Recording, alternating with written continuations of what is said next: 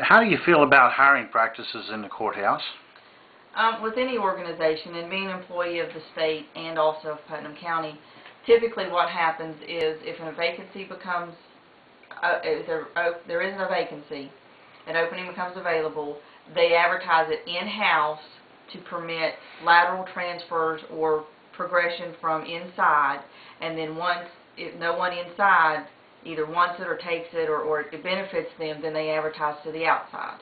And that's typically the way it works, and that was particularly the way it worked when I worked for the state, is they advertise in-house to provide the ability for current employees to either make a lateral transfer and or move up, and then that position then becomes open to the public.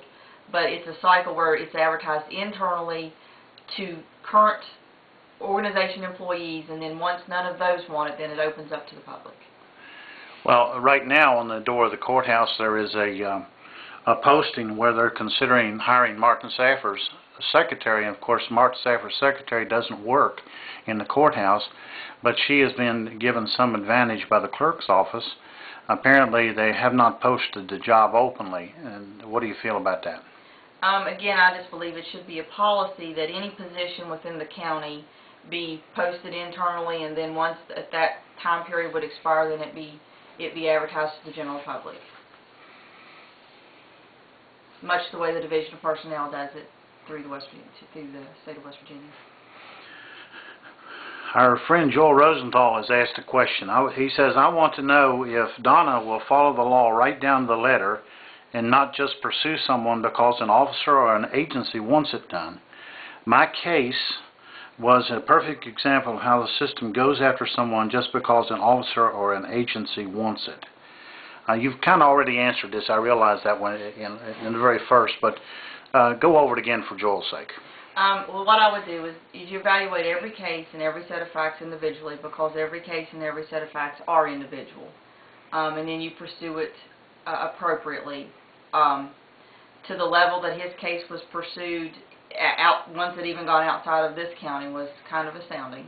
And the Supreme Court was very eloquent in their position of that.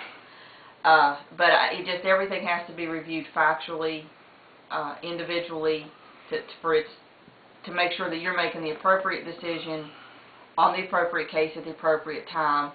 And there's a lot of public sentiment to Mr. Rosenthal's case, but it's not just a policy of mine, but it is a platform of mine that the right decision would never be compromised for the popular decision.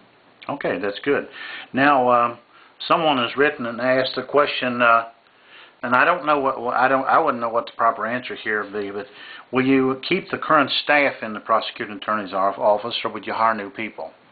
At this point, I have no need to look to any other staff. If they were inclined to stay when provided I was successful, if I took office, I have no reason to eliminate the current staff that's there. All right, and someone from Greenbank has asked the question, if elected, how do you see your first year in office unfolding? What would be some of the things we'd be looking at? You'd be starting next January. January 1. And give us a little scenario how this would be a big change because we've had a prosecuting attorney for many years now. How would you see, just give me a general idea. There's policy I would plan to implement. Again, as going back to the domestic, I would implement the no drop on domestics. I have the same philosophy as to DUI cases. I believe those would be prosecuted fully and completely, either no contest pleas, guilty pleas, or we go to trial. I would like to think I would bring organizational change. I would implement